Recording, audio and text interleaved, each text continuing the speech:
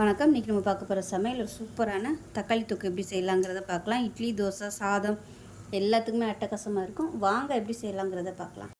இப்போ ஒரு பேன் எடுத்துக்கலாம். இதில் நல்லெண்ணெய் சேர்த்துக்கலாம். மேக்ஸிமம் நல்லெண்ணெய் இல்லை கடலெண்ணெய் செஞ்சிங்கன்னா நல்லாயிருக்கும். அதனால் எண்ணெய் கொஞ்சம் தாராளமாகவே விட்டுக்கலாம். இப்போ எண்ணெய் நல்லா சூடாகிடுச்சு. ஒரு டீஸ்பூன் போல் கடுகு சேர்த்துக்கலாம்.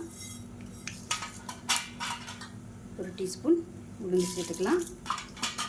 3 வரமிளகாய் சேர்த்துக்கலாம். இது எல்லாமே பொரியட்டும். இதில் பெருங்காயம் சேர்த்துக்கலாம். கருவேப்பிலை இருந்தால் சேர்த்துக்கோங்க, என்கிட்ட இல்லை. அடுத்து நல்லா குறைச்சி வச்சுக்கோங்க. நான் இன்றைக்கி 1/2 கிலோ தக்காளி எடுத்திருக்கேன். 1/2 கிலோவுக்கு 1/4 கிலோ வெங்காயம் மிக்சியில் அடித்து வச்சுருக்கேன்.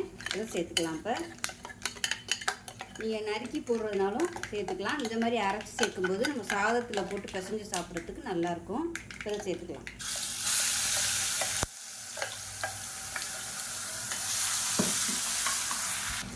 இப்போ இந்த வெங்காயம் கலர் மாதிரி வரணும், அந்தளவுக்கு நல்லா வதக்கி விட்டுக்கலாம். இப்போ இது நீங்கள் ஒரு 2 நாள் 3 நாள் வச்சு சாப்பிட்ற மாதிரினா எண்ணெய் எப்பயும் போல் ஊற்றிக்கோங்க. 4 படம் வச்சுருக்கணும், 1 மாதத்துக்கு இந்த தொக்கு நீங்கள் வச்சுக்கணும் அப்படின்னு நினச்சிங்கன்னா எண்ணெய் நிறையா ஊற்றிக்கணும்.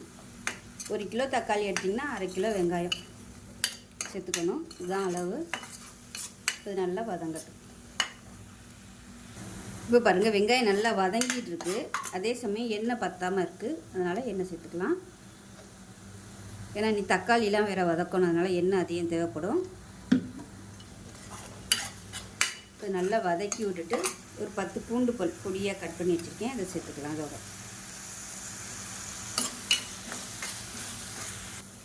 இப்போ பாருங்கள், வெங்காயத்தோட கலர் நல்லா மாறிடுச்சு பாருங்கள். இந்த ஸ்டேஜ் வரைக்கும் நல்லா வதக்கணும், அப்போ தான் நல்லாயிருக்கும். இப்போ இதில்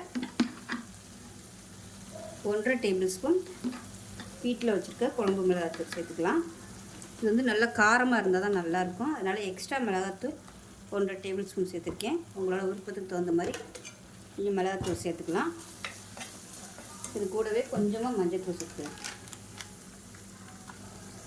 பாருங்கள், மசாலா சேர்த்து நல்லா வதக்கியாச்சு. நல்லா தொக்கு மாதிரி வந்துருச்சு பாருங்கள். மிளகாத்தூள்லாம் பச்சை வாசனை போக நல்லா வதக்கியாச்சு. இப்போ 1/2 கிலோ தக்காளி மிக்சியில் அடித்து வச்சுருப்பேன். 1/4 கிலோ வெங்காயத்துக்கு 1/2 கிலோ தக்காளி. இப்போ இதையும் சேர்த்துக்கலாம். இப்போ இந்த தக்காளி பேஸ்ட்டையும் சேர்த்து நல்லா கலந்து விட்டுக்கலாம். தண்ணி கொஞ்சம் கூட ஊற்றக்கூடாது. தேவைப்பட்டுச்சுன்னா நீங்கள் எண்ணெய் மட்டும் சேர்த்துக்கோங்க, அடி பிடிக்கிற மாதிரி இருந்துச்சுன்னா. இந்த தக்காளியில் உள்ள எண்ணெய், அதாவது தண்ணி சத்து எல்லாமே வற்றி நல்லா தொக்கு மாதிரி வரணும். இந்த ஸ்டேஜில் உப்பு சேர்த்துக்கலாம். இப்போ இதில் ஒரு 1/2 டேபிள் ஸ்பூன் உப்பு சேர்த்துக்கலாம். பாதி உப்பாகவே சேர்த்துக்கோங்க, வற்றி வரும், அப்புறமா சேர்த்துக்கலாம். இப்போவே நம்ம கரெக்டான அளவு உப்பு சேர்த்தோம்னா வற்றி வரும்போது உப்பு கச்சாப்பில் ஆயிடும். இப்போ நல்லா கொதிக்கட்டும். இப்போ இந்த ஸ்டேஜில் நல்லா 1 டேபிள் ஸ்பூன் சோம்பு மிக்சியில் போட்டு பொடிச்சு வச்சுருக்கேன். இதை சேர்த்துக்கலாம். இதுதான் இந்த தொக்குக்கு நல்ல ஒரு ஃப்ளேவர் கொடுக்கும். அடுப்பு மீடியத்திலே வச்சுக்கோங்க. ஹையில் வச்சிங்கன்னா தெறிக்க ஆரம்பிக்கும். கலந்து வச்சுட்டு மூடி வச்சிடலாம்.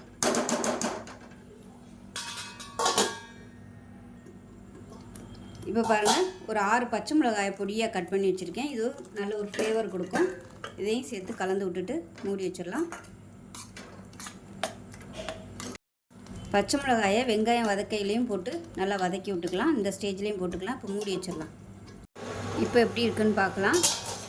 இப்போ பாருங்கள், ஓரளவுக்கு நல்லா வத்திருச்சு. இன்னுமே நல்லா வற்றணும். அப்படி நல்லா பெரட்டினாப்பில் தொக்கு மாதிரி வரணும். இன்னும் நல்லா வற்றட்டும். கிளறி விட்டுட்டு மூடி விட்டுருவோம்.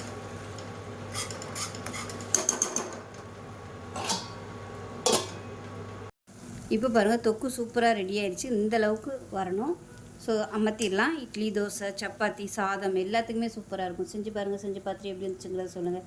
வீடியோ பிடிச்சிச்சுன்னா லைக் பண்ணுங்கள், கமெண்ட் பண்ணுங்கள், சேனலை சப்ஸ்கிரைப் பண்ணுங்கள், பக்கத்தில் பெல் பட்டனையும் ப்ரெஸ் பண்ணுங்கள். நன்றி.